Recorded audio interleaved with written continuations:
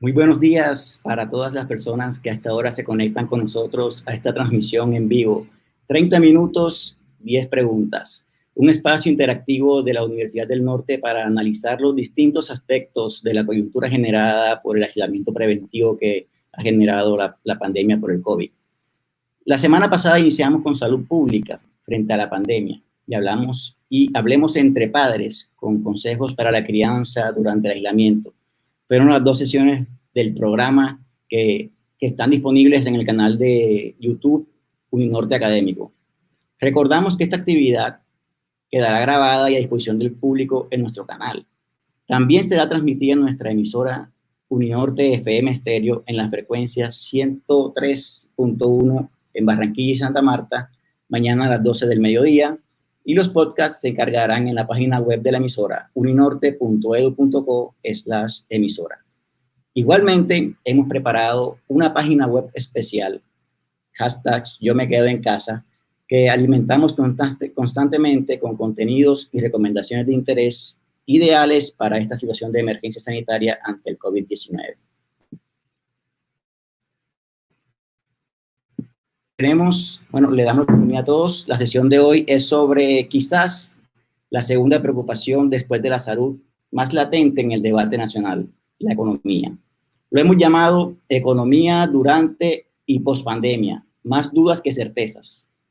Para dar respuestas a 10 preguntas para comprender un poco más el contexto económico que vivimos, tenemos 2 invitados. Ellos son María Esperanza Cuenca, economista y magíster en economía, profesora del Instituto de Estudios Económicos de Uninorte, coordinadora de la maestría en Economía Internacional y directora del Grupo de Investigación Graneco.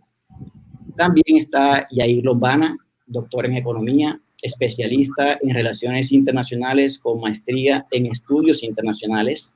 Él es profesor e investigador de la Escuela de Negocios de Uninorte. Le damos la bienvenida a Yair y María Esperanza. Buenos días, Jesús. Muchísimas gracias por la invitación a la Universidad del Norte y abrir este espacio pues, para el debate, para el conocimiento y pues, para seguir en certezas e incertidumbres, como dice el título de la presentación de hoy. Buenos días a todos, gracias por la invitación. Y sí, bueno, este espacio esperamos aportar algunas ideas, pero probablemente al final quedarán muchos debates y muchas cuestiones por resolver. Gracias. Ok, muchas gracias. Estamos en la transmisión en vivo, 30 minutos, 10 preguntas de la Universidad del Norte.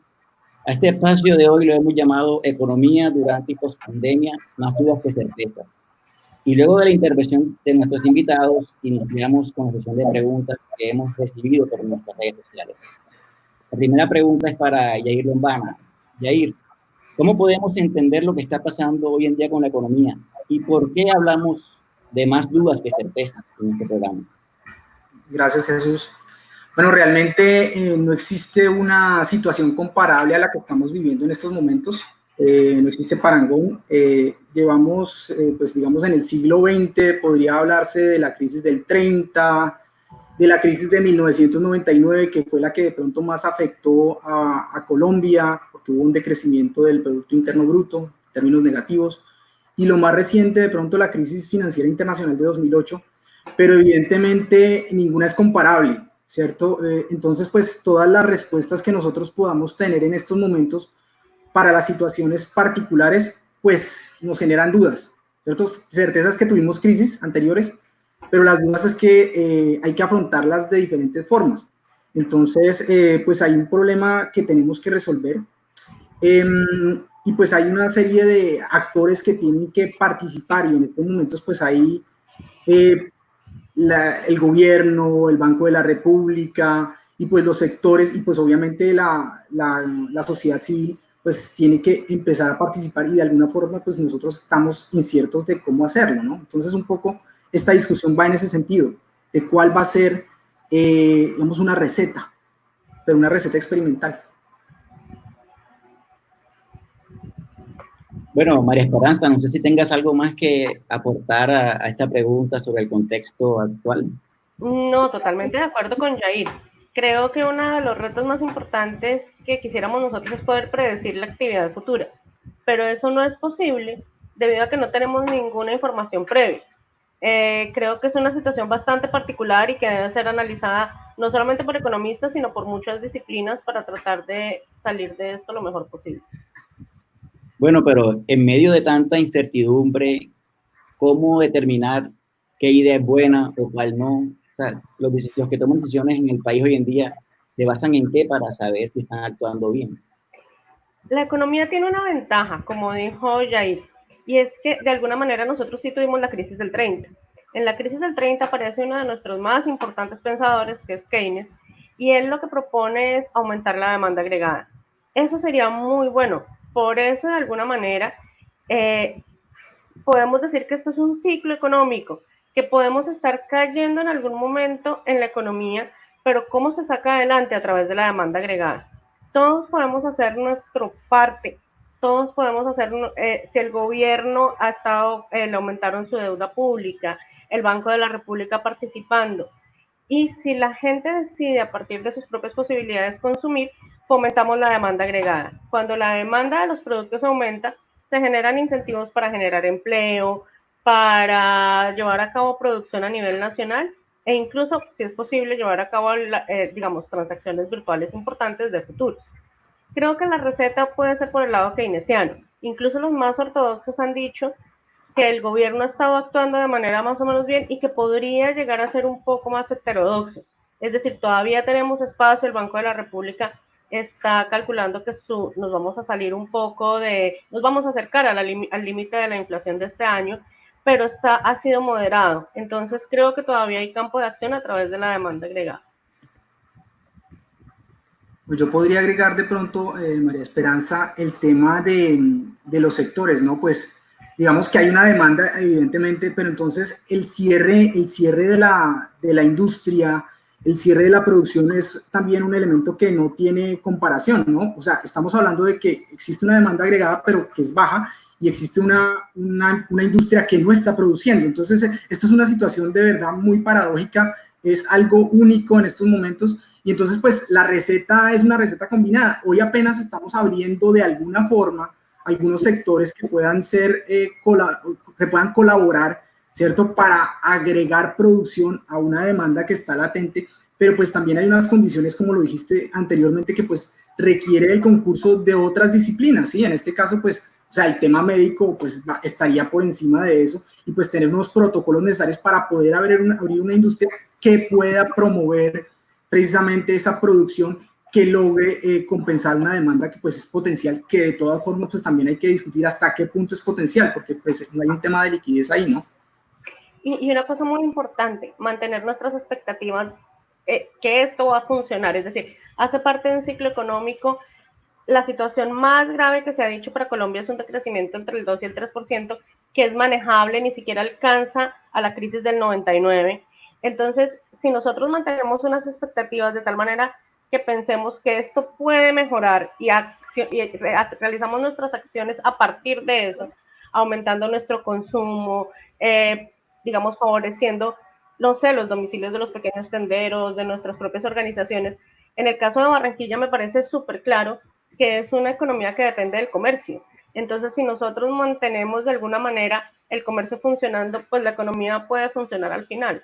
Es una receta que incluso maneja Estados Unidos en crisis internacionales, de, oiga, si estamos graves, consumamos y a partir de eso, pues fomentamos la economía, ¿no?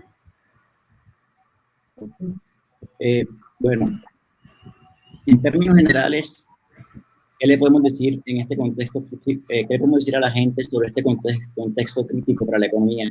Si bien hablamos de aumentar la demanda, ¿cómo le pedimos a la gente que consuma más cuando hoy pues mucha gente tiene sus salarios reducidos o están sin trabajo o tienen miedo de lo que pueda pasar en unos meses? ¿Qué le podemos decir a la gente en ese contexto? ¿De esperanza? Sí, gracias. Yo creo que evidentemente no se le puede pedir a la gente y sería un gran error en este momento endeudarse. Es decir, que se endeude el gobierno puede ser una salida, pero para la gente no tanto, porque claro, hay expectativas de unos ingresos que no sabemos. Sin embargo, creo que cada quien también puede aportar, es decir, desde sus posibilidades. No sería buena idea salir a comprar en tarjetas de crédito, los bancos además no es que tengan abierto todo el crédito, pero sí el Banco de la República a través de títulos de endeudamiento podría hacer algo. Sin embargo, a nivel personal, no creo que sea la idea, digamos, sea tan buena idea el endeudamiento. Sí, de pronto podría agregarte ahí, pues, o sea, el consumo solidario, ¿no? De alguna forma lo que mencionabas tú en un principio, apoyar pequeñas y medianas empresas, pues digamos, una vía para la gente que todavía tiene posibilidades, ¿no? Aquellos que no tienen, pues, de alguna forma, tiene que haber un acompañamiento de alguno de los entes. En este caso, pues, el gobierno, de alguna forma, pues, ha logrado llegar a algunos personas, pues, menos favorecidas, y eso pues de alguna forma también agarra consumo que es del gobierno y que después se redistribuye a las personas, ¿no? Pero directamente, y ahí coincido con María Esperanza, es muy difícil pedirle a la gente en estos momentos que participe de manera directa, sino más bien a través pues de las ayudas, de los apoyos que pues el gobierno directamente o a través de tasas de interés como lo podría hacer el Banco de la República y la banca comercial, para que después lleguen a las personas. Pero pues sí es complejo, definitivamente es complejo. Una cosa muy importante, hay algunos que hemos logrado mantener nuestros salarios, eventualmente nuestros contratos, no dejen de pagar arriendo, paguen los servicios en la medida de lo posible. Es decir, que quienes puedan realizar los pagos, este es el momento de hacerlo. Incluso si alguien puede pedir un café a domicilio, ese tipo de alternativas al comer son muy importantes en este momento. Sí. Del público nos hacen unas cuantas preguntas, hemos escogido una de Luis Armando Mujica. Él pregunta, ¿esta crisis evidencia la superación del capitalismo hacia un manejo económico más centralmente planificado a futuro? Bueno, yo tengo una mirada ahí un poco optimista, y es que yo sí creo que muchas cosas podrían cambiar y que el capitalismo, digamos, como tal, desregulado, pues no evidencia ser la alternativa. En un modelo keynesiano sí intervendría, digamos, un poco más el Estado, y creo que la salida es hacia el estado de bienestar un poco más parecido al de los países nórdicos y etcétera. No creo que sea tan radical como un tema centralmente planificado extremo, pero sí creo que la intervención del Estado va a ser bien importante en los próximos meses y años. Y de pronto acompañar, pues porque estamos hablando de un gobierno, ¿cierto? Que puede tener el gasto, pero por otro lado, pues tiene que tener también la posición de un banco central autónomo, independiente, para controlar otra variable que en el caso de Colombia sería la inflación, ¿cierto? Entonces, digamos que es un acompañamiento, un tema solidario de alguna forma, y sí mayor participación gubernamental en principio. También, pues no sé si hablar de optimismo o pesimismo, no sé, porque de todas formas, como estamos hablando de incertidumbres, lo que sí uno podría pensar es que va a haber un papel fundamental del gobierno, que es el único que puede gastar en estos momentos o que tiene la capacidad para gastar en estos momentos, y que mientras las cosas se equilibran, pues podría generar también que el sector privado vuelva a aceitar sus engranes para que se vuelva a mover, ¿cierto? Entonces, definitivamente, pues el papel del Estado en este momento de coyuntura es fundamental. Pero pues la idea es que de todas formas el privado también participe en las decisiones a futuro, ¿cierto? Entonces pues sí debe haber un equilibrio entre las dos decisiones, y definitivamente pues el Banco Central pues también debe jugar un papel fundamental. Digamos que desde la economía hoy en día se dice mucho, se especula mucho, pero para ustedes, ¿cuáles son los principales retos que afrontamos en el país para recuperarnos en la economía? Pues yo creo que pues en el corto plazo pues estamos abocados a lo que el gobierno de alguna forma pueda redistribuir ya con digamos, esos ingresos que ha logrado recoger, ¿cierto? Producto de estos decretos que se han dado últimamente, y pues redistribuirlos de una manera equitativa, sobre todo a las personas de mayores necesidades y que no tienen la posibilidad de consumo. Eso en el corto plazo. También un margen de maniobra que ha tenido el Banco de la República, también pues que pues algunos dicen que ha sido lento tanto el movimiento del gasto del gobierno como el Banco de la República, pero también tengamos en cuenta que pues venimos de situaciones diferentes, a veces nos comparan con otros países y pues la verdad en estas situaciones es difícil comparar, pero ya digamos a mediano o largo plazo, pues el papel del gobierno de pronto se puede ir reduciendo en la medida que el engranaje económico, dadas las circunstancias del COVID, y que se pueda, digamos, abrir la economía teniendo en cuenta todos estos protocolos de los que hemos hablado, pues ya juegue un papel más protagónico. igual también con la graduación que puede hacer tanto el Banco de la República en lo financiero como el gasto del gobierno en la política fiscal. Yo creo que ahí, y añadiendo un poquito a Yair, y una de las preguntas que estoy viendo del público, en el mediano plazo va a ser súper importante cuidar los sectores con alta incidencia en mano de obra. En estos días, toda la parte que tiene que ver con informalidad se va a ver muy afectada. Tenemos que tratar de formalizar algunos sectores de la producción, llevar a cabo contrataciones, digamos, en aquellos sectores. Nosotros hemos tenido varios planes de desarrollo que han funcionado. No se trata de retomar alguno y decir que es que uno era mucho mejor que el otro, pero eventualmente la construcción, la manufactura con mano de obra menos calificada va en el mismo sentido de lo que dice Yair. Es decir, de alguna manera nosotros tenemos que favorecer a la gente con menores recursos y que eso pueda ir incentivando todo el movimiento económico. Una cosa muy importante que también me gusta de lo que dijo Yair es la redistribución. Tenemos una oportunidad de oro para solucionar uno de los problemas más graves que tiene la economía colombiana en este momento. Nosotros somos de América Latina, que es la región con peor distribución, tenemos la peor distribución, es decir, solamente nos gana Haití o algo así. Entonces, procurar en esta alternativa o en este momento dado, tratar de llevar a cabo mejoras en este aspecto puede ser uno de los temas que más nos saque adelante y que nos, de alguna manera, las proyecciones son, si crecemos en el 2020, en el 2021 vamos a crecer mucho más. Esa potencia de mejora va a ser súper importante si solucionamos temas como la distribución. ¿Qué tanto puede aguantar la economía colombiana en cuarentena? Si bien ya hay gente que está hablando, no vamos a morir por un virus, sino de hambre. ¿Qué tan cierto es esto? ¿Hasta dónde nos llega el margen de acción en el país para no caer en quiebra?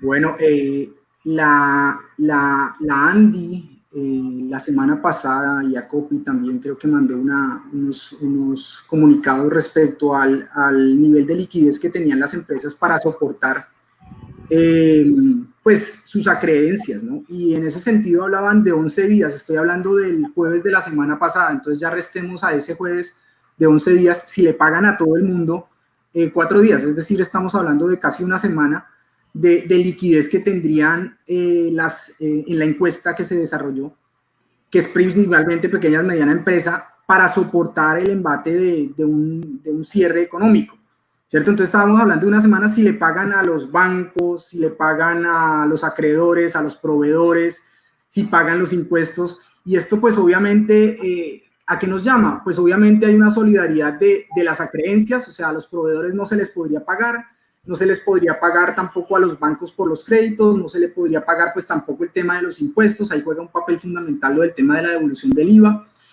Entonces, pues realmente no hay mucho campo de acción, ¿cierto? Son pocos los días que pues tiene uno para poder manejar una empresa sin liquidez. Se hablan de 7 ya en promedio. Eso nos deja muy poco margen de maniobra. Entonces, lo que se sugiere ahí es que pues priorizar los pagos y en la medida por lo posible, y es un tema solidario, o sea, aquel que tenga la posibilidad de dar para el otro y que pueda generar una cadena, en ese sentido, pues que lo haga, ¿no? Como lo dijo en algún momento María Esperanza, pues el que pueda pagar el arriendo a su creencia, pues se lo paga, ¿cierto? Y pues de alguna forma, pues esto nos da un poco más de margen de maniobra, pero realmente el margen de maniobra es muy poco. Ya con la apertura de algunos sectores, pues eso se podría abrir, pero pues obviamente esto está definido por unos protocolos que pues ya se han señalado anteriormente. Bueno, ahorita hablaban del margen de maniobra que tiene el Banco de la República. Hay voces de economistas respetados que han pedido medidas menos conservadoras por parte del Banco de la República. ¿Creen que el banco podría hacer más? ¿Qué opinan de la idea de imprimir más billetes para dar liquidez a la economía? ¿Y qué esperan que pase en la Junta del 30 de abril? Bueno, yo tengo como un listadito de cosas que ha hecho el Banco de la República desde hace unos días. El 6 de abril dijo voy a vender dólares a futuro, es decir, con eso ya hay una inyección, digamos, de dinero. El 14 de abril disminuyó encajes y hay la posibilidad de poner a circular 9 billones de pesos en deuda. Él lo puede decidir comprarlo en mercado primario o en mercado secundario. De alguna manera se ha hecho, digamos, de manera responsable, pero 9 billones parece una buena suma. Ok, puede no ser lo suficiente, Sin embargo, creo yo que hay varias medidas que se pueden tomar en el intermedio. Debemos tener en cuenta que el Banco de la República, claro, es el de la disciplina monetaria, tiene muchísimo espacio porque nuestra inflación está más o menos moderada, pero adicionalmente el gobierno tiene que empezar a hacer una serie de contrataciones y va a necesitar financiamiento. Financiar al gobierno no es una locura, creo que debe hacerse, creo que hay algún espacio, pero la emisión de dinero sí me parece la peor alternativa.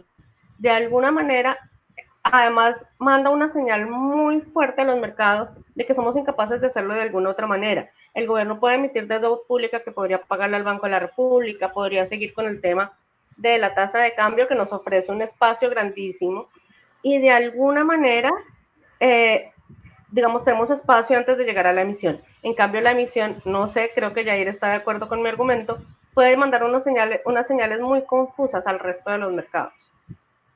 Sí, de hecho, pues es un tema de credibilidad también, o sea, pongámonos en el papel de aquellos países que no tienen política monetaria porque están dolarizados, por ejemplo, entonces el margen de la maniobra de ellos es únicamente política fiscal. Entonces, en ese sentido, pues, lo que preguntabas tú, Jesús, respecto a qué es lo que posiblemente va a pasar con la reunión del Banco de la República, pues ellos mismos lo decían, ¿no? Pues hay un margen para bajar la tasa de interés aún más y lo vamos a hacer si es necesario, ¿cierto? Ahí quizás lo que sí podría agregar es el mecanismo de transmisión. ¿Cómo llega esa baja de tasas de interés a los bancos comerciales y finalmente a las personas? Que esa ha sido una discusión muy fuerte también en los últimos días, porque pues bueno, la Super y ANIF pues han dicho que efectivamente se ha llegado, pero por ejemplo en temas de tarjetas de crédito y en temas de créditos a las pymes ahora mismo, ¿cierto? Que ahí se ha bajado la tasa de interés. Pero ¿qué pasa con lo otro? ¿Y qué pasa con los créditos que estaban anteriormente? Que pues también, digamos, los pedidos de gracia podrían ayudar un poco. Entonces, fíjate que de pronto el margen de maniobra que tiene el Banco de la República aún es bueno, bueno en el sentido de que existen posibilidades, pero también el mecanismo de transmisión hacia los que necesariamente requieren esa liquidez es donde de pronto hay falta de velocidad, ¿cierto? Ahí es donde de pronto hay un cuestionamiento en que la política monetaria que viene desde arriba se baje precisamente a los que más la requieren.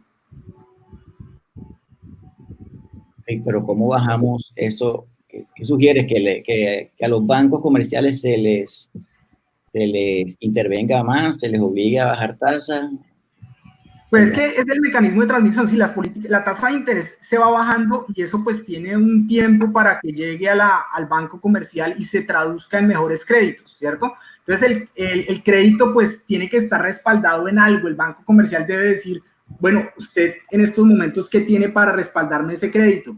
Lastimosamente pues muchos no tienen para respaldarlo, ¿cierto? Entonces, ¿qué es lo que pasa y qué es lo que se está diciendo? Es que nos están negando los créditos. Entonces, finalmente, esa baja de tasas de interés del Banco de la República no se ve necesariamente reflejado en las personas que lo necesitan. Entonces, ahí es donde otra vez el tema de solidaridad. ¿Cómo podemos nosotros dejar a una pequeña y mediana empresa que necesita liquidez, que lo único que tiene de pronto es el lugar donde está para respaldar y el banco no le es suficiente eso en este momento? Porque ese es el sentido. O sea, tiene que verse respaldado en algo y lastimosamente, pues, el respaldo ahora es mínimo. ¿Sí? Entonces, ese mecanismo de transmisión. Sí, María Esperanza. Yo creo que lo que estás diciendo, Jair, es súper clave, pero existen otro tipo de mecanismos que no solamente son los bancos comerciales. Uno podría buscar en créditos de apoyo a través del Banco Agrario, es decir, unos mecanismos alternativos, la banca de los pobres, es decir, puede haber una serie de alternativas, incluso paralelas al sector financiero, que hagan llegar estas ayudas. Una cosa que a mí me ha motivado mucho y que efectivamente creo que vale la pena tener en cuenta es incluso la participación de mucho sector privado en el fomento de las actividades. Creo que hay empresas comprometidas con la solidaridad, incluso los bancos donaron para el fondo que realizó Bogotá en estos días. Bancolombia hizo una donación relativamente grande. Pues ese tipo de alternativas funciona, es decir, tal vez también es buscar como canales diferentes al sector financiero que en aras de cumplir su tarea, pues no puede descuidar los riesgos y todo lo demás, pero que podrían hacer que esos canales mejores y sean mucho más eficientes.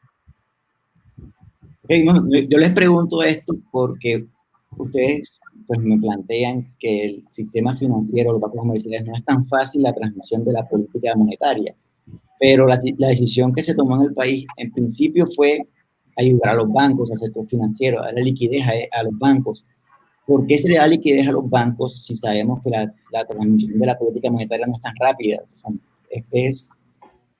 qué se protege tanto al sector financiero en un país? Y lo vimos claramente en esta crisis. Fueron a los primeros a los que se rescató, a los que se les cuidó de que no fueran a quebrar.